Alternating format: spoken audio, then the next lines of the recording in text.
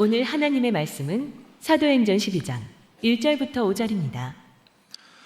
그때 헤롯 왕이 손을 들어 교회 중에서 몇 사람을 해하려 하여 요한의 형제 야고보를 칼로 죽이니 유대인들이 이 일을 기뻐하는 것을 보고 베드로도 잡으려 할세 때는 무교절 기간이라 잡음에 옥에 가두어 군인 내식인 네페에게 맡겨 지키고 유월절 후에 백성 앞에 끌어내고자 하더라. 이에 베드로는 옥에 갇혔고 교회는 그를 위하여 간절히 하나님께 기도하더라. 아멘. 모두 자리에 앉아주세요. 주일 복된 날입니다. 5분 이상 함께 마주보며 인사하겠습니다. 하늘의 복 받으세요. 축복하겠습니다. 하늘의 복 받으시기 바랍니다. 하나님께서 약속하신 주일의 복을 받으시길 소망합니다. 사랑하는 온천교회 성도님들, 오늘 우리는 하나님께서 교회에 맡기신 크신 사명, 곧 선교에 대한 은혜를 나누려 합니다. 지난 금요일에 담임 목사님과 청년부 지체들이 출발했고, 어제 이른 아침 의료 선교팀이 복음의 부르심에 순종해 낯선 땅, 언어와 문화가 다른 인도네시아로 출발했습니다. 지난 주일 오후 예배 시간에 파송식을 통해 축복하며 보냈지만 이제 남아있는 우리에게는 어떤 영적 사명이 주어져 있을지 다시 고민해야 합니다. 우리 온천교회 성도님들은 이제 더 이상 선교가 현장에 나아간 이들만의 거룩한 사역이 아님을 압니다. 하지만 한 번 더 말씀을 통해 지금 이곳에 남아 예배하는 우리 모두가 하나님 선교의 중심적인 동역자임을 성경 말씀을 통해 이야기하고자 합니다. 오늘은 사도행전 12장 1절에서 5절까지 읽었지만 사실은 그 뒤까지 전체 내용을 가지고 이야기하려 합니다.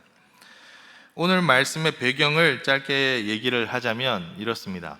헤롯 왕이 이제 다시 한 번 더 여론을 힘입고자 합니다. 그러면서 한 가지 실험 아닌 실험을 합니다. 고민했습니다. 기독교인들이 이제까지 없었던 게 아니고 있었습니다. 그러다가 야고보를 죽이게 됩니다. 야고보는 12사도 중에 한 명이었고 요한의 형제였는데 그 야고보가 죽자 여론을 살펴보는데 좋아하더라는 겁니다. 오늘의 말씀에 이스라엘 민족 유대인들이 특별히 좋아했다고 되어 있는데 그뿐만 아니라 그 주변국 에돔과 로마와 모두가 다 이것에 반대하는 이들이 없더라는 겁니다. 그러니까 헤롯이 이제 어떻게 하냐면 더 여론을 자신의 편으로 이입하려 합니다. 그래서 어떻게 하냐? 베드로를 잡습니다. 그런데 유대인들에게는 절기가 있거든요. 그래서 유대 절기 무교절 기간에 잡은 후에 유월절을 지나고 이제 그를 처형하려고 합니다. 이 일이 생기자 교회는 무엇합니까? 베드로를 위해 기도합니다. 그리고 베드로가 투옥된 그날 밤에 주의 사자가 나타나서 자고 있던 베드로를 깨웁니다. 천사는 철동과 같이 지키고 있는 군인들 사이로 베드로를 인도해서 감옥을 빠져나오게 합니다. 천사가 떠나가자 베드로가 그제야 좀 정신을 차립니다. 그리고서 어디로 가느냐? 요한의 어머니 마리아의 집으로 갑니다. 놀랍게도 베드로가 도착했을 때 그 집에는 모든 성도들이 모여서 무엇하고 있었냐면 기도하고 있었습니다. 고난과 핍박 가운데서도 복음 전파와 중보기도를 멈추지 않는 교회를 통해 하나님께서 놀라운 구원의 역사를 이루시는 내용이 오늘의 말씀입니다. 오늘의 말씀은 우리에게 무엇을 말합니까? 첫째, 함께 기도해야 합니다. 보냄과 남음 모두가 주의 사명입니다. 그렇다면 우리가 보냄과 남음 모두가 주의 사명임을 알았으니 이제 그럼 무엇 해야 합니까?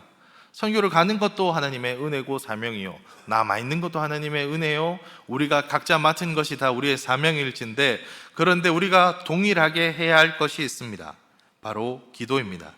오늘 말씀 1절에서 5절을 보면 헤롯 왕이 교회를 잔혹하게 핍박하고 저 순교자가 발생하게 됩니다. 이건 쉽고 그냥 한 줄의 글이 아닙니다. 지금 교회로선 큰 일이 생긴 겁니다. 지도자가 없어졌으니까요. 그리고 더 큰 문제는 실질적으로 모든 이가 바라보고 있던 그 베드로를 잡아 가두어 버립니다. 큰 사건 후에 절망적인 일이 더해졌습니다. 이때 믿음의 공동체 교회는 어떻게 반응합니까? 5절의 말씀에 이에 베드로는 옥에 갇혔고 교회는 그를 위하여 간절히 하나님께 기도하더라고 말하고 있습니다. 여기서 교회는 고난 속에서도 남아있던 그 성도들을 말합니다. 교회는 이처럼 하나 소외됨 없이 모두 함께하는 공동체, 모든 지체가 서로를 돌보는 가족 공동체 신앙입니다. 선교는 그러니까 일부 소수 특별한 사역자가 나가서 하는 것이 아니라 교회 모두가 각자의 자리에서 함께 하나님의 소명을 감당하는 공동체 되어야 합니다. 그것이 우리의 역할입니다. 선교지에 나아간 팀이 복음의 불길을 일으킨다면 남은 우리는 이제 그 불길이 꺼지지 않도록 기도와 예배로 바치고 지키는 역할을 해야 합니다. 교회는 공동체입니다. 교회는 갈라디아서 6장 2절의 말씀처럼 형제의 짐을 함께 지는 삶을 사는 곳입니다. 파송과 남음 모두가 성령 안에 한 몸임을 잊지 말아야 합니다. 혹시라도 마음 한켠에 나는 파송팀이 아닙니다 목사님, 이 사역과 상관이 없다 생각 들었다면 오늘 이 말씀을 자신에게 주어진 말씀으로 붙으시길 소망합니다. 우리 모두가 함께 주의 사명 안에 살아가는 존재임을 기억해야 합니다. 함께 세워가는 선교를 하기 위해서 우리는 분명 반드시 간절히 해야 할 것이 있는데 그것이 바로 기도입니다. 오늘 말씀의 어려운 상황 속에 교회는 베드로만을 선교와 복음 전파 사역 현장에 보내놓고 나 몰라라 하지 않았습니다. 이제 베드로를 위해 함께 모여 기도합니다. 모습이 바뀌었습니다. 예전과 달라졌습니다. 무엇이요? 예수 그리스도가 잡히시던 날, 그날과 전혀 다른 모습을 이제 교회는 행합니다. 예수님이 잡히던 그날 밤, 모두가 다 뿔뿔이 흩어졌던 그 제자들과 그 모든 형제들이 이제는 베드로가 잡히고 야고보가 죽는 상황이 왔을 때 피하지 않고 함께 모여 간절히 기도합니다.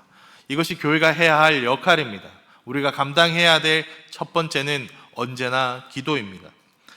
사도행전 16장 25절에는 바울과 실라가 복음을 전하다가 감옥에 갇히게 됩니다. 이때에도 선교를 감당하다가 갇힌 이들이 핍박을 당한 상황 속에서 결코 잊지 않은 것이 있습니다. 무엇일까요? 기도입니다. 언제나 우리는 선교할 때 필요한 것이 있다면 그것은 기도일 것입니다. 함께 세워가는 선교에 필요한 우리의 사명은 기도해야 합니다. 이것은 위로 하나님과 함께하는 선교임을 깨닫고 하나님께 뜻을 구하는 행위입니다.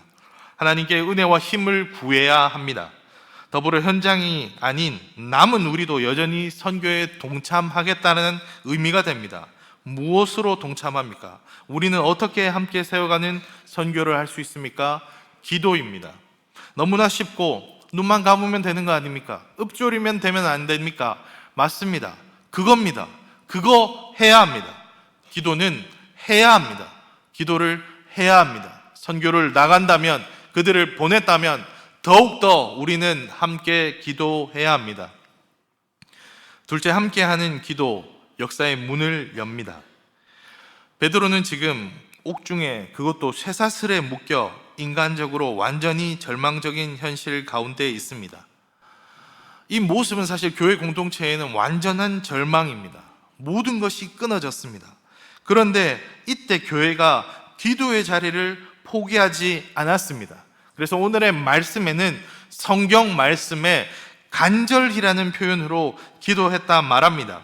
이 간절함이란 습관적으로, 의무적으로 교회에서 또 나갔으니 또 기도해야 된답니다, 주여 한번 부르랍니다, 목소리 내랍니다 하는 그런 의무감이 아닙니다. 진심을 다한 뼛속까지 파고드는 전심의 간구였습니다. 이처럼 마음을 쏟아 부어드리는 기도야말로 참된 신앙의 본질입니다. 하나님은 그 기도에 응답하사 천사를 보내시고 사람의 손으로는 도무지 가능하지 않은 감옥 문을 여시고 쇠사슬을 푸십니다. 이것은 남은 자의 기도가 있을 때 이룬 하나님의 역사입니다. 이런 일들은 단순히 이때만 있었던 한 번의 경험이 아닙니다. 무슨 이벤트가 아닙니다. 이슈가 아닙니다. 이러한 일은 언제나 역사 가운데 있어 왔습니다. 출애굽기 17장 8절에 보면 이스라엘 민족이 광야 생활을 하던 시기입니다. 이 당시는 정말 아무것도 없던 시대입니다. 이스라엘 민족이 아무것도 없습니다. 변변한 무기가 있습니까? 아니면 훈련된 사람들이 있습니까? 노예로 살던 이들이 전쟁을 맞닥뜨립니다. 훈련되어지고 병기를 가진 민족이 그들의 왕을 앞세워 전쟁을 하게 됩니다. 아말렉을 만나게 되었습니다. 이때 싸움은 어떻게 하냐면 여호수아가 무기를 들 수 있는 젊은 장정들을 이끌고 나갑니다. 그리고 모세는 무엇하냐면 그 전쟁이 보이는 곳에서 두 손 들어 기도합니다. 그런데 놀라운 일이 생깁니다. 전쟁을 시작하게 되었는데 모세가 손을 들고 기도를 하면 전쟁을 이기는 겁니다. 그런데 모세는 사람입니다. 그래서 어떻게 됩니까? 손이 내려옵니다. 놀랍게 손이 내려오니까 아말렉이 이기더라는 겁니다. 이때 어떻게 합니까? 모세 곁에 있던 아론과 훌이 모세의 양손을 잡고 함께 두 손 들어 기도합니다. 그리고 밑에는 돌을 받쳐서 손이 내려오지 않게 합니다. 그래서 기도가 싸움이 끝나지 않을 때까지 이어질 수 있도록 합니다. 그래서 전쟁이 어떻게 되었을까요? 이스라엘이 이깁니다. 큰 일이 일어나게 되었습니다. 언제요? 기도할 때 큰 역사가 일어납니다. 오늘 말씀에도 이와 같이 세워가는 선교에 기도가 더해졌을 때 얼마나 큰 일이 일어나는가를 오늘의 말씀은 보여줍니다. 오늘의 말씀에서 끝나지 않습니다. 아까도 말씀드렸던 예화처럼 그 뒤에 바울과 실라가 또 기도하며 나갔을 때와 여전히 하나님이 역사하셨습니다. 우리는 기도하며 함께 기대하며 나아가야 합니다. 오늘도 현지에서 사역하고 있을 인도네시아 팀을 위해 우리는 기도해야 합니다. 우리의 기도는 단지 선교팀의 안전만을 위하는 것이 아닙니다. 복음의 문이 닫혀 있을지라도, 그들의 문화가 다르고 상황이 좋지 않다 할지라도, 무슬림이 창궐하는 곳이라 할지라도, 아무리 닫고 문 닫는다 할지라도 기도할 때 하나님이 그 문을 활짝 여시고 역사하실 것을 믿고 나아가는 겁니다. 우리는 위기를 맞게 하실지라도 반드시 기도로 해결하실 하나님을 굳게 신뢰하며 기도해야 합니다. 우리가 지쳐 넘어지려 할 때 간절히 기도로 하나님께 매달림은 곧 선교의 현장이 곧 하나님의 역사의 자리임을 믿고 고백하는 신앙의 고백의 자리가 될 것입니다. 우리는 함께 선교하는 마음으로 기도의 자리를 지킬 때 하나님은 기도를 들으시고 역사를 이루십니다. 교회가 기도했다는 것은 습관적으로 하는 것 아니고 일부만 했던 것도 아닙니다. 간절히 기도했습니다. 이것은 모두가 한 마음 되어서 한 뜻으로 사명을 가지고 기도했다는 말이 됩니다. 우리의 안일과 우리의 유익이 아닌 하나님의 나라와 하나님의 뜻을 위해 복음이 전파되기 위해 기도했습니다. 그러나 기억해야 할 것은 이것은 우리가 기도하면 하나님도 움직일 수 있다가 아닙니다. 이것은 하늘은 스스로 돕는 자를 돕는다라는 내용이 아닙니다. 이것을 하는 이유는 하나님께서 원하시기 때문입니다.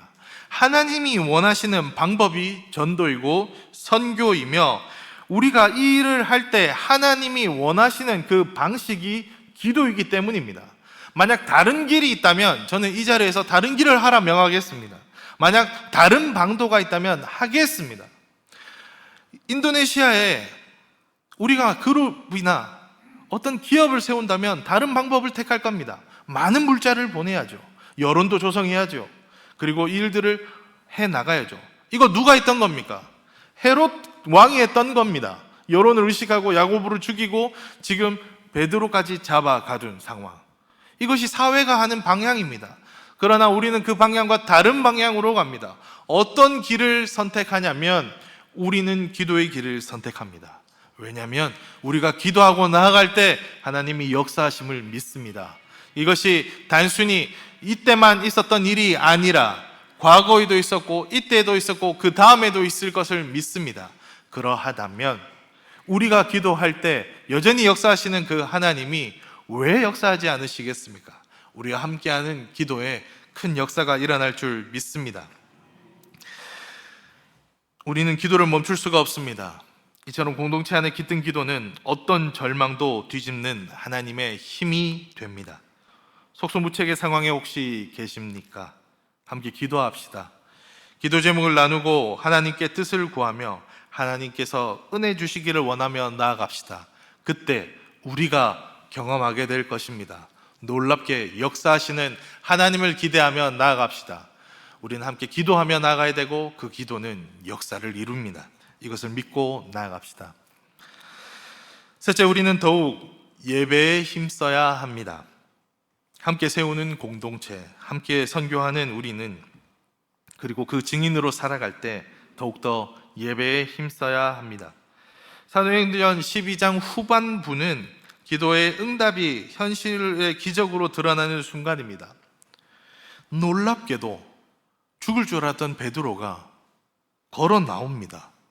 그리고 마가의 집으로 성도들이 모여 기도하던 그 자리에 도착합니다. 그런데 우리 영화나 이런 거 보면 일부러 범인을 풀어줄 때가 있어요. 그럼 어떡하죠? 형사들이 미행하고 있죠. 그럼 어디 가는가요? 본거지로 들어갑니다. 자기들이 원래 가던 그곳으로 갑니다. 지금 베드로가 죽을 뻔했지 않습니까? 그런데 이 사람이 지금 당연하다듯이 가는 곳이 있습니다. 왜 갈까요? 거기에 사람들이 있음을 베드로가 알고 있습니다. 무엇하고 있었을까요? 가보니 기도하고 있었다고 말합니다. 이들이 모여 있었다고 말합니다. 의뢰이 그들이 하고 있음을 베드로는 이미 알고 있었고 이들도 의심하지 않고 그것들을 하고 있습니다. 그 자리로 베드로가 나갑니다. 그런데 오늘의 사건은 베드로가 이제 도착을 합니다. 그러니까 목소리를 알았던 로데가 너무 기쁜 나머지 문을 안 열어주고 방에 들어와서 얘기합니다. 그러니까 사람들이 지금 베드로를 위해 기도하는데 그들이 동일하게 얘기합니다. 무슨 소리 하냐고. 자신들이 기도하고 있었는데 너무나 뜻밖의 너무나 큰 은혜에 이들이 믿지를 못합니다. 근데 베드로가 오는 걸 경험합니다. 그래서 그들이 모두가 자신들의 기도하고 큰 역사가 이뤄짐을 눈으로 보게 됩니다. 그럼 그 다음은 어떻게 됐을까요? 그 다음은 어떻게 됐을까요? 이 기적을 경험한 교회는 예배를 이어갑니다. 교회에 주어진 가장 고귀한 사명은 진실로 예배로 하나님을 높이는 것입니다. 오늘의 말씀이 끝난 이후 선교가 계속 이어지고 있습니다. 어떻게 할 수 있습니까? 오늘의 말씀 이후 13장부터의 기록들에 바울과 계속된 전도 여행들이 가고 있음을 우리가 보게 됩니다. 이렇게 하지 않았다고요. 베드로가 오니까 모두가 두 손을 잡고 아이고 이제는 더 이상 안 되겠습니다. 천만다행으로 베드로 선생님 살아나셨으니까 우리 좀 잠잠하될 때까지만 불풀이 흩어집시다. 그리고 이제 다시 선교는 그만합시다. 이거 이래가지고는 안 됩니다. 이러지 않았다고요. 기도하고 예배했다는 걸 알 수 있습니다. 왜요? 교회가 세워지고 찬양하며 선교가 이어졌다는 사실은 곧 예배가 계속 이어졌다는 걸 의미하기 때문입니다. 베드로의 해방을 본 교회는 이제 모일 때마다 하나님의 구원의 능력을 찬양하고 응답의 은혜를 모든 세대들과 이웃에게 전하며 예배의 기쁨을 더해갔습니다. 저는 알고 있습니다. 이러한 일을 한 교회를 알고 있습니다. 온천교회입니다. 온천교회는 대한민국 건국가부터 계속 이어져 왔습니다. 제가 오늘 말씀을 준비하면서 말로만 들었던 건 많은데 한번 보고 싶어서 70주년 사진들을 보았습니다. 우리 교회는 화재를 경험했던 교회입니다. 그래서 교회가 전소했다는 기록을 갖고 있습니다. 그래서 우리 교회가 뭐 한 줄 아십니까? 하나님 어떻게 이럴 수가 있습니까? 우리가 하나님 위에 한 일들에 어떻게 이럴 수 있습니까로 흩어지지 않았습니다. 그 자리에 함께 모여 전소된 곳에서 예배했던 것이 우리 교회입니다. 코로나가 왔습니다. 모이지 말랍니다. 예배 드려서 그랬답니다. 그래서 문제들이 일어나고 어려움을 겪었습니다. 그래서 우리는 예배를 이어갔습니다. 그렇게 예배가 이어져 나갔을 때 무엇이 다시 시작되었습니까? 코로나로 막혀 있었던 선교가 다시 시작되었습니다. 응답의 순간, 기쁨의 순간, 닥쳐올 고난의 두려움이 있지만 우리는 그 속에서 더 예배하며 나갔습니다. 예배하는 공동체는 무너지지 않습니다. 참된 예배드리는 예배가 있는 그 열심에 있는 교회만 할 수 있는 것이 바로 선교입니다. 선교가 무엇입니까? 아직 예수 그리스도를 모르는 이들이 복음 앞에 나와 예배하는 것 아닙니까? 예배 없는 선교, 형식적인 예배, 억지스러운 예배는 선교의 능력을 앗아갑니다. 예배는 단순한 형식이 아닙니다. 하나님의 임재를 사모하며 가슴 뛰는 기다림이며 그분의 영광을 이 땅과 세대에 드러나는 선교적인 행위입니다. 선교팀이 돌아올 때까지, 그리고 그 후에도 우리는 여전히 매주 점심으로 예배를 이어갑시다. 예배당과 가정과 구역마다, 전도회마다 모든 곳에 예배와 열기가, 기도가 이어지기를 소망합니다. 그래서 내년에 더욱더 풍성한 선교가 되도록 준비하며 나아갑시다. 그곳에서도 예배의 기쁨이 넘치도록 함께 준비합시다. 그러기 위해서 우리가 해야 될 것, 예배를 더욱 사모해야 합니다. 예배 중에 지난주에 받은 그 응답을 가지고 나누고 선교의 현장을 함께 나누고 기도하며 간절함으로 감사하고 기쁨으로 찬양하기를 소망합니다. 그리고 우리의 일상 속에서 직장이나 학교나 가정이나 어느 곳에서나 예배하는 자세로 살아갑시다. 선교의 궁극적인 목표도 모든 민족을 예배자로 회복하는 것임을 기억하며 이제 우리 다음 세대들에게도 이것을 전합시다. 우리가 바로 기적의 증인들입니다. 70주년의 역사의 기록들을 보면 교회가 점점 커집니다. 교회가 점점 커지면서 무엇했느냐? 예배를 계속 드립니다. 그리고 다음 세대들에게 복음을 전하고 그 예배의 자리가 선교의 현장으로 이어져서 선교가 더욱더 넘쳐나는 것이 우리 교회의 기록입니다. 이게 우리 교회의 역사입니다. 이것은 교회가 가던 길의 모습이 맞습니다. 기도하고 하나님의 역사를 경험하고 그리고 예배를 이어가는 것, 이것이 바로 함께 선교하며 서로를 세워가는 모습입니다. 응답 앞에서 겸손히 엎드려 예배하는 교회는 다시 새로운 선교와 기적의 출발점이 됩니다. 말씀을 뵙습니다. 사랑하는 온천교회 성도 여러분, 단기 선교팀이 지금 인도네시아에 갔습니다. 그럼 남은 우리는 무엇일까요? 우리는 뒷짐진 자들이 아닙니다. 우리의 기도와 예배는 선교의 끝자락이 아닙니다. 우리의 기도와 우리의 예배는, 하나님의 그 역사하심은 선교의 최전방입니다. 하나님의 역사가 폭발하는 출발점이 바로 이곳에 있습니다. 그러므로 우리는 예배를 포기할 수 없습니다. 그러므로 우리는 기도를 포기하지 않습니다. 그리고 하나님이 역사하실 놀라운 그 역사를 기대하며 나아가야 합니다.